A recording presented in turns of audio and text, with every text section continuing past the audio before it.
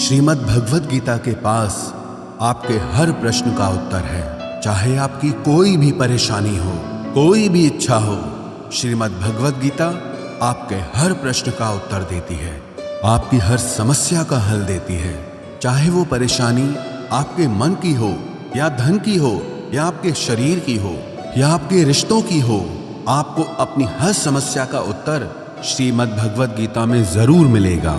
आज हम उसी श्रीमद् भगवद गीता के ऐसे 11 अनमोल उपदेश आपको बताएंगे जो आपकी पूरी जिंदगी बदल देंगे। बस आप इन बातों को वीडियो के अंत तक ध्यान से सुनिए। जो भी व्यक्ति इस वीडियो को अंत तक सुनेगा उसे अपनी जिंदगी, उसे अपनी हर परेशानी का हल अवश्य मिलेगा। उसे अपनी जिंदगी में जो कुछ भी चाहिए वो उसे जरूर मिलेगा। श्रीमद् भगवद गीता का सबसे पहला उपदेश यही है कि कोई अगर आपका अपना है या कोई आपसे बड़ा है तो उसका अपने प्रति गलत व्यवहार कभी भी सहन नहीं करना चाहिए। ये गीता का उपदेश हमारी जिंदगी से भी जुड़ा है। हम भी अपने मन की अधिकतर तकलीफों को ये सोचकर जिंदगी भर सहते रहते हैं कि ये तो मेरा अपना है, ये तो मेरा बड़ा है, इसको हम कैसे कुछ कह सकते हैं। हम अगर नहीं सहेंगे, कुछ कह देंगे तो हमारे रिश्ते ही खराब हो जाएंगे, हमारे रिश्ते ही समाप्त हो जाएंगे। पर सोचने की बात यह है कि उस व्यक्ति को आप अपना कैसे मान सकते हैं जो आपकी तकलीफों की वजह हो। अपना तो वो होता है जो हमारी तकलीफों को दूर कर दे। तो गीता का ये उपदेश है कि किसी को भी अपना फायदा मत उठाने दो, किसी को भी खुद पर जुल्म मत करने दो, क्योंकि आप जितना सहेंगे लोग आपको उतना सहने के लिए और मजबूर करेंगे। गीता का पहला अध्याय जिसका नाम अर्जुन विषाद योग और दूसरा अध्याय जिसका नाम सांख्य योग है, उसके आरंभ में अर्जुन ने श्री कृष्ण के आगे अपना दुख प्रकट किया है कि हे केशव, मैं कौरवों से कैसे युद्ध कर सकता हूं? ये सब तो मेरे अपने ही हैं। मैं कैसे भीष्म पितामह और द्रोणाचार्य से युद्ध करूंगा, क्योंकि वो दोनों मेरे पूजनीय हैं। इसलिए इन गुरुजनों को मारने से तो अच्छा है मैं भिक्षा के अन्न को खाकर अपने जीवन का गुजारा करूं। और जिन कौरवों से मैं युद्ध करने जा रहा हूं वो सब धृतराष्ट्र के पुत्र मेरे भाई ही हैं, मेरे अपने ही हैं। इन सबको मारने से अच्छा है कि मैं सन्यासी बन जाऊं। तो श्री कृष्ण ने अर्जुन से कहा कि यहां कौन अपना है और कौन पराया है। जो अधर्म करता है उसके साथ युद्ध करना तुझे मोक्ष और मुक्ति देगा। तू अपने इस मन के मोह को त्याग दे, नहीं तो सारा जग तेरी निंदा ही करेगा, तुझे डरपोक कहेगा। बात अपने पराये की नहीं है, बात धर्म और अधर्म की है, बात सही और गलत की है। अगर तू गलत को सहेगा, उसका अंत नहीं करेगा, तो गलत करने वाले को और बल मिलेगा, वो और भी गलत करेगा। इसीलिए मन के मोह को त्याग करके तू युद्ध कर। महाभारत की एक और कहानी भी है। जब अर्जुन के पुत्र अभिमन्यु की युद्ध में मृत्यु हो जाती है तब अर्जुन बहुत दुखी होता है, रोने लगता है। वो श्री कृष्ण से कहने लगा कि मेरा पुत्र अभिमन्यु मर गया है, मैं ये दुख बिल्कुल भी सहन नहीं कर सकता, मैं भी अपने आप को समाप्त कर लूंगा।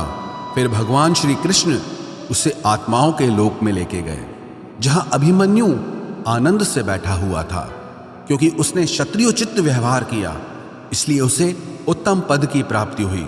जब अर्जुन अभिमन्यु के पास रोते रोते पहुंचा, अपने पुत्र को देखकर अर्जुन बहुत प्रसन्न हुआ।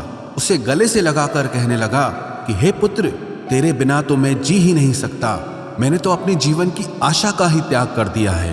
तो अभिमन्यु कहने लगा कि आप कौन हैं? अर्जुन बोला, मैं तेरा पिता हूं, तू मेरा पुत्र है अभिमन्यु। तो अभिमन्यु कहने लगा कि कौन पिता कौन पुत्र, मेरे हजारों जन्म हुए हैं, किसी जन्म में आप मेरे पिता बनते हैं और किसी जन्म में मैं आपका पिता बनता हूं। आत्मा का न कोई माता होता है न कोई पिता होता है। जब अर्जुन ने देखा कि मेरा पुत्र मुझे पहचान भी नहीं रहा तो उसका सारा मोह खत्म हो गया। इसलिए गीता के इस उपदेश को ठीक से समझ लो कि यहाँ कोई अपना पराया नहीं है। जो बुरे वक्त में तकलीफ के वक्त में हमारा साथ दे, सिर्फ वही हमारा अपना है, बाकी सब पराए हैं। गीता का दूसरा उपदेश यह है कि जो चला गया है कभी उसका दुख मत करो, और जो आने वाला है उसकी बिल्कुल भी चिंता मत करो। जब महाभारत का युद्ध चल रहा था तब अर्जुन ने श्री कृष्ण से कहा कि अगर यह युद्ध हुआ तो करोड़ों लोग मारे जाएंगे। जो सैनिक और योद्धा इस युद्ध में मारे जाएंगे उनकी स्त्रियों का क्या होगा, समाज कैसे आगे बढ़ेगा। और भी बहुत सी बातें अर्जुन ने विस्तार से कही हैं।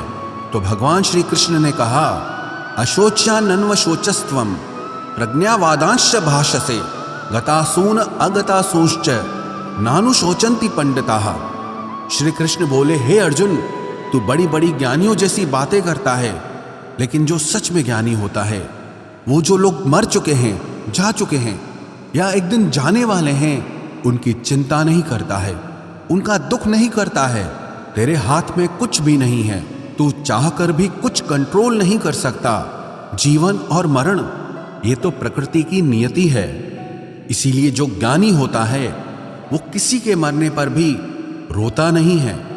ज्ञानी जन ना ही बीते हुए कल का शोक करते हैं और ना ही आने वाले कल की चिंता करते हैं। इसीलिए जो होने वाला है वो होकर ही रहता है, और जो नहीं होने वाला है वो कभी नहीं होगा। ऐसा निश्चय जिसको समझ में आ जाता है, जिसकी बुद्धि में आ जाता है, उसे कभी कोई चिंता नहीं सताती, कोई दुख नहीं सताता। हमारे सारे दुखों का कारण ही यही है। या तो हम जो वक्त गुजर चुका है उसे सोच सोचकर परेशान होते रहते हैं, या भविष्य की चिंता कर करके खुद को बीमार कर देते हैं, नष्ट कर देते हैं। गीता का ज्ञान हमें यही सिखाता है कि ना तो हम बीता हुआ कल बदल सकते हैं और ना ही आने वाले कल पर कंट्रोल कर सकते हैं। हमारे हाथ में सिर्फ वर्तमान है, सिर्फ आज का ही पल है। हमारा 98% तनाव और चिंताएं भूतकाल और भविष्यकाल के बारे में सोचते रहने से होता है। हम हमेशा उसी में ही जीते रहते हैं, मगर वर्तमान में कभी नहीं जीते, इस पल को कभी नहीं जीते। जब आप वर्तमान का पूरा आनंद लेना सीख जाओगे, तभी आपकी जिंदगी से तनाव कम होगा, चिंताएं खत्म होगी। वर्तमान में जीना एक बहुत बड़ी उपलब्धि है।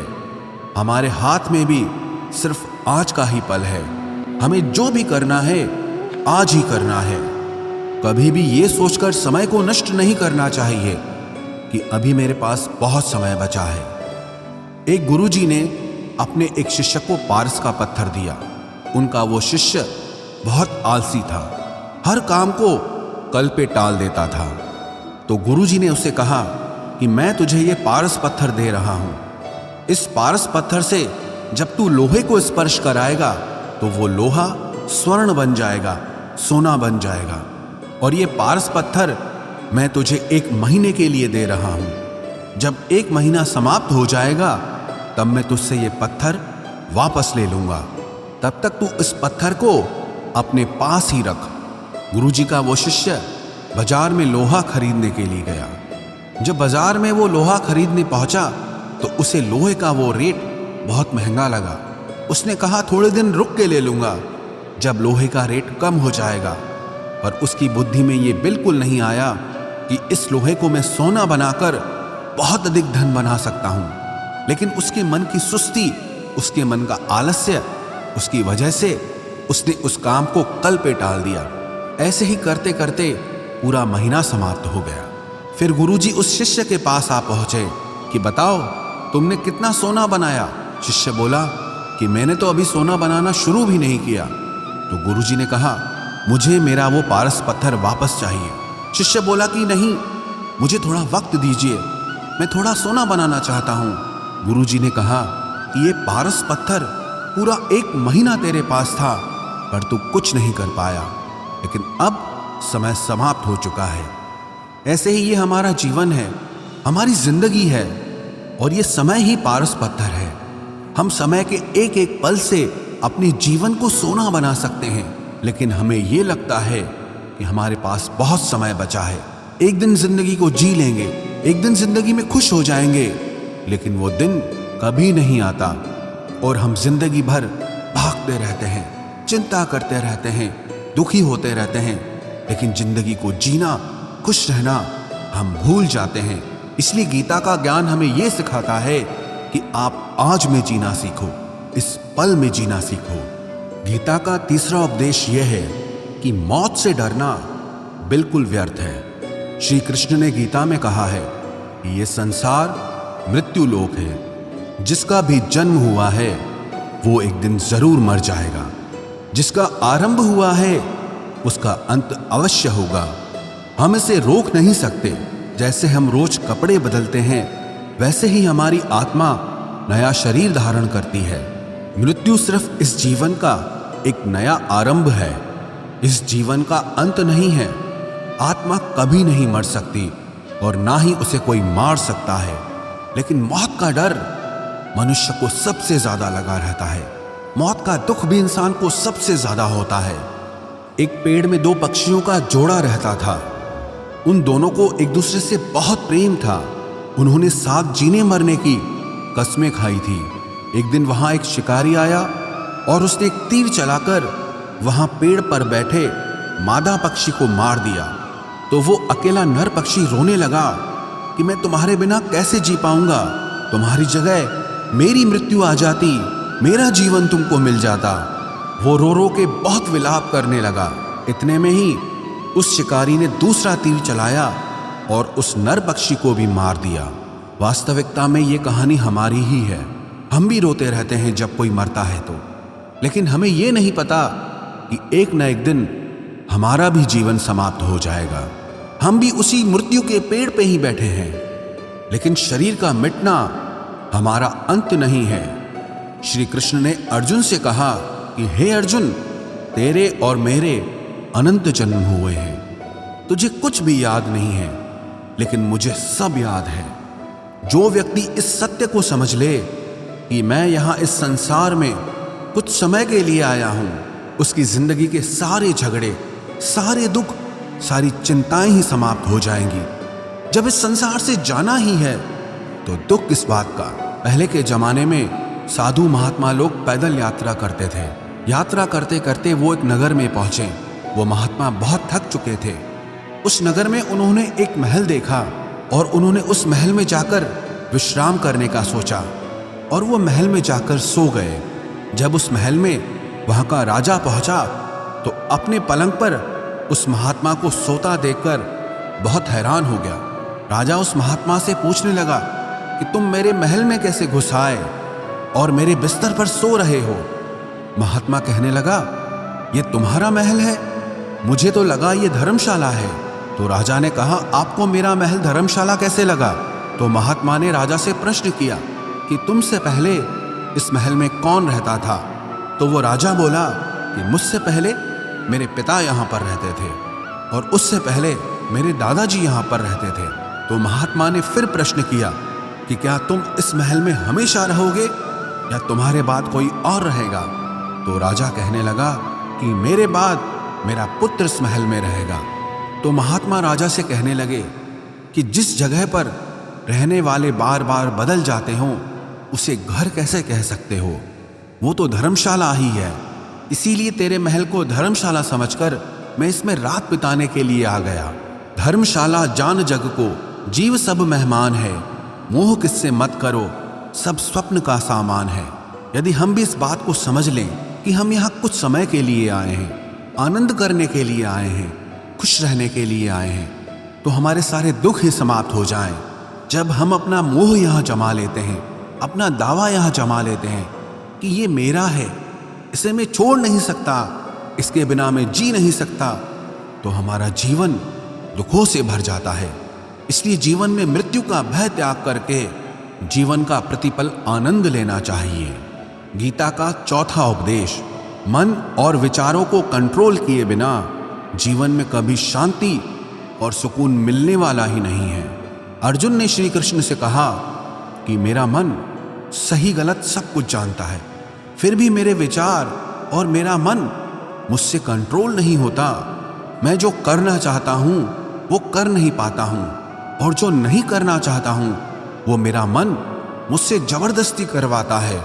इसीलिए मैं बेचैन हो गया हूं, मुझे शांति प्राप्त नहीं हो रही। तो श्री कृष्ण ने अर्जुन से कहा, उसके लिए तुझे अपने मन और विचारों से डिटैच होकर अपने मन और विचारों को सही दिशा में ले जाने की प्रैक्टिस करनी होगी, अभ्यास करना होगा। और ये एक दिन का काम नहीं है। जब तक तू अपने मन और विचारों की गुलामी का त्याग नहीं करता, तब तक तुझे जीवन में कभी शांति नहीं मिलेगी। एक राजा था, वो बहुत बेचैन और परेशान रहता था। एक दिन वो अपने गुरुजी के पास गया और उनसे कहने लगा कि मेरा मन बहुत बेचैन है, मैं बहुत परेशान हूँ, मैंने पूरे संसार को जीत लिया है, सब कुछ है मेरे पास, पर मैं खुश नहीं हूँ, मेरे मन में सुकून नहीं है, शांति नहीं है। तो गुरुजी ने राजा से कहा कि तुम्हारे नगर में अगर कोई ऐसा व्यक्ति है जिसने सुकून को प्राप्त कर लिया है, शांति को प्राप्त कर लिया है, तुम उसका एक बार कुर्ता पहन लो तो तुम्हारे जीवन में भी शांति आ जाएगी। राजा बहुत प्रसन्न हो गया कि ये तो बहुत आसान काम है। वो अपने राजमहल में आया और राजसभा में वो सबसे कहने लगा कि आप लोगों में से जो भी शांत हो चुका हो, जिसे सुकून मिल गया हो, वो अपना कुर्ता मुझे दे दे। वो बदले में जितना भी धन मांगेगा मैं उसे दे दूंगा। सब लोग एक दूसरे का मुंह देखने लगे। पैसों का लालच आया, लेकिन सबको एक दूसरे की सच्चाई पता थी, क्योंकि किसी की जिंदगी में भी शांति और सुकून नहीं था। सब अपना सर झुकाकर वहां पर खड़े हो गए। फिर उस राजा ने पूरे नगर में ढिंढोरा पिटा दिया कि जिसे भी शांति प्राप्त हो चुकी हो, सुकून प्राप्त हो चुका हो, वो मेरे पास आकर अपना कुर्ता दे दे। वो जितना कहेगा उससे उतना ही धन दिया जाएगा। लेकिन एक भी व्यक्ति ऐसा नहीं मिला जिसे शांति प्राप्त हो चुकी हो। वास्तविकता में जब कोई मरता है तब हम कहते हैं कि वो फलां व्यक्ति आज शांत हो गया। कभी किसी जिंदा इंसान के लिए नहीं सुना कि एक जीता जागता इंसान शांत हो गया है। राजा के सैनिक पूरे शहर में ढूंढते रहे, फिर उन्हें पेड़ के नीचे एक महात्मा तपस्या करता दिखा, जिसके चेहरे पे एक शांति थी, सुकून था। वो सैनिक उस महात्मा के पास आकर पूछने लगे कि क्या आपने शांति प्राप्त कर ली है, सुकून प्राप्त कर लिया है? महात्मा ने कहा, मैं पूरी तरह से शांत हूं। तो सैनिक उसे राजा के पास ले आए। राजा ने उस महात्मा से प्रश्न किया कि क्या आपको शांति और सुकून प्राप्त हो चुके हैं? वो महात्मा कहने लगे, महाराज, मैं पूरी तरह से शांत हूं, मुझे कोई चिंता नहीं, मुझे किसी चीज की लालच नहीं, मुझे कोई इच्छा नहीं है।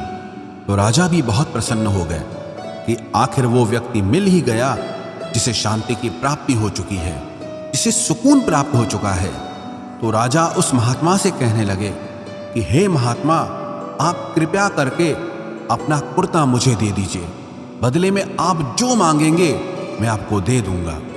वो महात्मा कहने लगे कि महाराज, सुकून और शांति तो मुझे मिल चुके हैं, लेकिन क्या करूं, मेरे पास कुर्ता ही नहीं है पहनने के लिए जो मैं आपको दे सकूं। जब राजा ने उस महात्मा की ये बात सुनी कि इस महात्मा के पास कुर्ता भी नहीं है पहनने के लिए, उसके बाद भी ये महात्मा एकदम शांत है, इसके जीवन में सुकून है, मैं सारी जिंदगी धन को जोड़ने में लगा रहा, दुनिया जीतने में लगा रहा, लेकिन मुझे शांति नहीं मिली, सुकून नहीं मिला। क्योंकि शांति और सुकून बाहर की चीज नहीं है, अपने भीतर की चीज है। इसीलिए जब तक कोई व्यक्ति अपने मन और विचारों को कंट्रोल नहीं करता, तब तक उसके जीवन में सुकून और शांति नहीं आती। और गीता का उपदेश हमें यही सिखाता है कि जीवन में शांति चाहिए तो मन को शांत करना सीखो। गीता का 5वां उपदेश यह है कि वासना, क्रोध और लालच सर्वनाश का कारण है, नरक का द्वार है। जिस भी मनुष्य में ये 3 अवगुण होते हैं, वो हमेशा दूसरों को दुख पहुंचाकर अपने ही सुख और स्वार्थ की पूर्ति करता रहता है।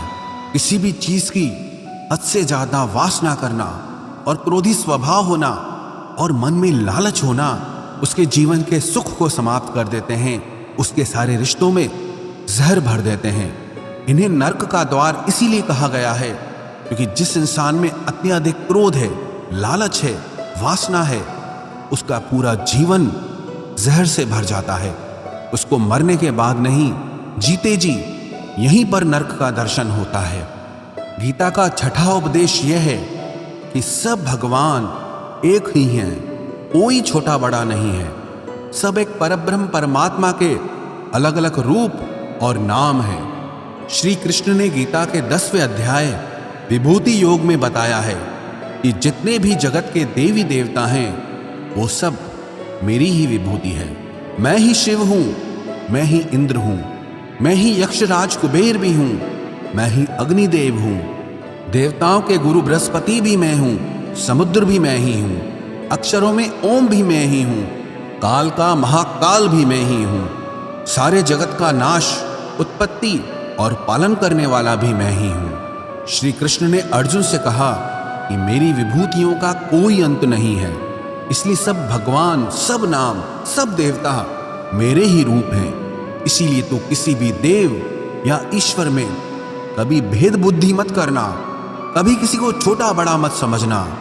और गीता का उपदेश हमें यह सिखाता है कभी भी किसी दूसरे के इष्ट को छोटा नहीं समझना चाहिए, या इस बात पर झगड़े फसाद नहीं करने चाहिए कि कौन बड़ा है और कौन छोटा है। गीता का 7वां उपदेश यह है, सुख की इच्छा ही आखिर में हमारे दुखों का कारण बनती है। श्री कृष्ण ने अर्जुन से कहा कि मनुष्य जितना सुखों की लालसा और इच्छा करता है उतना ही उसकी इंद्रियां सुख भोग में आसक्त हो जाती है, उतना ही इंसान का मन संसार के सुख और आकर्षण का गुलाम बन जाता है। और जितना सुख के पीछे भागेगा उतना ही उसे दुख के अनुभव से भी गुजरना पड़ेगा, क्योंकि ये संसार का नियम ही है। जो चीजें शुरू में मन को बहुत आकर्षित करती हैं बाद में बहुत दुख देती हैं, और जो चीजें शुरू में मुश्किल लगती हैं, कठिन लगती हैं, बाद में हमें बहुत काम आती हैं। गीता का 8वां उपदेश यह है, जो भी मनुष्य दुनिया के सारे सहारे छोड़कर सिर्फ भगवान को ही अपना सहारा मान लेता है, उसकी हर जरूरत वो ईश्वर पूरी करता है, उसकी हर प्रकार से रक्षा वो परमात्मा ही करता है। अनन्याश्चिन्तयो माम ये जनाः पर्युपासते तेषां नित्याभियुक्तानां योगक्षेमं वहाम्यहम्। जो भी व्यक्ति मुझे ही अपना सहारा मानता है उसका योगक्षेम मैं वहन करता हूँ। योगक्षेमं वहाम्यहम् अर्थात जो चीज नहीं मिली है उसकी प्राप्ति कराना उसका नाम योग है, और जो चीज जीवन में मिली हुई है उसकी रक्षा करना उसका नाम क्षेम है। तो श्री कृष्ण कहते हैं जो मुझ पे डिपेंड हो जाते हैं उनको जो चाहिए वो मैं जरूर देता हूँ, और उनकी हर प्रकार से मैं रक्षा भी करता हूँ। गीता का 9वां उपदेश यह है कि इस संसार में हमारा कुछ भी नहीं है। गीता सार में आपने कई बार सुना होगा कि तुम्हारा क्या गया जो तुम रोते हो, तुम क्या लाए थे जो तुमने खो दिया, तुमने क्या पैदा किया जो नष्ट हो गया, तुमने जो लिया यहीं से लिया, जो कुछ भी दिया यहीं पर दिया। जो आज तुम्हारा है कल किसी और का होगा, क्योंकि परिवर्तन इस संसार का नियम है। कल तक जिसके बिना आप जी नहीं सकते थे आज उनसे कोई रिश्ता ही नहीं है, बातचीत तक नहीं है। कहाँ गए वो जीवन भर के सारे रिश्ते, वो सारे मित्र जो साथ जीने मरने की बातें करते थे, आज पता भी नहीं कि वो लोग कहाँ चले गए। ये संसार परिवर्तनशील है, सब लोग यहाँ बदल जाते हैं, हर रिश्ता बदल जाता है, और तो और ये हमारा शरीर भी हर दिन बदल रहा है। बचपन से जवानी, जवानी से बुढ़ापा, और एक दिन ये शरीर हमारा साथ छोड़ देता है। तो किसके लिए रोना और किसकी चिंता करना। हम सारी जिंदगी चीजों को, रिश्तों को, जिंदगी को बनाने में, सजाने में, संवारने में लगे रहते हैं, लेकिन एक दिन सब कुछ बिखर जाता है। सारी जिंदगी जिस संपत्ति, जिन रिश्तों के लिए हम लड़ते रहते हैं, एक दिन सब कुछ छोड़ करके हमें इस दुनिया से जाना पड़ता है। गीता का 10वां उपदेश हमें यह सिखाता है कि किसी से भी हद से ज्यादा मोह कभी मत करना। श्री कृष्ण ने गीता का पूरा ज्ञान ही अर्जुन के मोह को नष्ट करने के लिए कहा है। ये मोह ही है जो इंसान को सबसे ज्यादा रुलाता है। मोह इतना बलवान है कि शेर जैसे इंसान को भी गीदड़ बना देता है। जो अर्जुन युद्ध में देवताओं से भी जीत गया, पर अपने रिश्तेदारों को युद्ध में देखकर उसका हाथ कांपने लगा। वो बोला, हे केशव, मेरे हाथ में धनुष पकड़ने की ताकत भी नहीं बची है, मेरे हाथ कांप रहे हैं, मैं युद्ध नहीं कर पाऊंगा। ये मोह इतना पेनफुल होता है जिसकी पीड़ा ना सह पाने के कारण कई लोग अपनी जिंदगी खत्म कर देते हैं, आत्महत्या तक कर लेते हैं कि उस व्यक्ति के बिना हम जी नहीं पाएंगे। जीवन में किसी से भी हद से ज्यादा मोह करोगे तो जीवन भर पीड़ा का ही सामना करना पड़ेगा। जो व्यक्ति अपने मोह से बाहर नहीं आता, उसका सब कुछ उससे छिन जाता है, उसकी सारी खुशी खत्म हो जाती है। इसीलिए गीता का ज्ञान बार बार यही सिखाता है कि अपने मन के मोह को त्याग करके आप बलवान बनो, बुद्धिमान बनो, सत्य के दर्शन करो कि वास्तविकता क्या है। क्योंकि हमारा मोह हमें हमेशा झूठ ही दिखाता है, झूठ पे ही विश्वास दिलाता है और दिल में झूठी उम्मीदें जगाता है। और ये ही हमारे दुखों का सबसे बड़ा कारण है। हम ही मोह कर लेते हैं, हम ही लोगों से उम्मीदें लगा बैठते हैं, पर वास्तविकता बिल्कुल अलग होती है। लोग वैसे नहीं होते जैसे हम मान लेते हैं, जैसा हम समझ लेते हैं, क्योंकि मोह के कारण हमें सच्चाई नहीं दिख पाती, लोगों का असली चेहरा नहीं दिख पाता। इसीलिए गीता का उपदेश हमें यह सिखाता है कि जीवन में अगर आनंद और प्रसन्नता से रहना है तो किसी में भी हद से ज्यादा मोह कभी मत करना।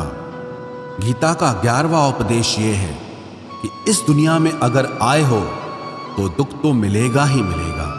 दुख से कभी घबराना मत, दुख से कभी डरना मत। श्री कृष्ण ने गीता में कहा है कि ये संसार दुखालयम अशाश्वतम है, अर्थात ये संसार दुखों का घर है। जैसे औषधालय में औषधि मिलती है, पुस्तकालय में पुस्तकें मिलती है, चिकित्सालय में चिकित्सा होती है, वैसे इस संसार को भी श्री कृष्ण ने एक नाम दिया है, दुखालय, जहां पर दुख मिलता हो। दुख तो यहां हर किसी के जीवन में आता ही है, लेकिन अगर दुख आया है तो सुख भी आएगा। इसीलिए दुख से कभी डरना नहीं चाहिए, क्योंकि ये संसार दुखालय भी है और अशाश्वत भी है। अशाश्वत का मतलब ही यही होता है कि यहाँ परमानेंट कुछ भी नहीं है, यहाँ सब कुछ बदल जाता है। दुख सुख में बदल जाता है और सुख दुख में बदल जाता है। सम्मान अपमान में और अपमान सम्मान में बदल जाता है। खुशी दर्द में और दर्द खुशी में कभी भी बदल जाती है। जीत हार में और हार जीत में जहाँ कभी भी कुछ भी बदल सकता है। कुछ भी परमानेंट नहीं है, ना ही हम परमानेंट हैं, ना ही हमसे जुड़ी कोई चीज यहाँ पर परमानेंट है, क्योंकि ये संसार अशाश्वत है, शाश्वत नहीं है। यहाँ सब कुछ बदलने वाला है, यहाँ कुछ भी परमानेंट नहीं रहेगा, तो आपका दुख भी परमानेंट नहीं रहेगा। इसीलिए दुख से कभी भी डरना नहीं चाहिए। गीता का ये उपदेश हजारों साल पुराना है, लेकिन आज भी नए से नया है। पूरे विश्व में गीता को सबसे ज्यादा पढ़ा गया है और सबसे कम समझा गया है। श्रीमद् भगवद गीता के ये उपदेश अगर कोई व्यक्ति ठीक से समझ ले और उसे अपनी जिंदगी में उतार ले तो ये पक्की बात है, वो अपनी जिंदगी में जो चाहे वो हासिल कर सकता है।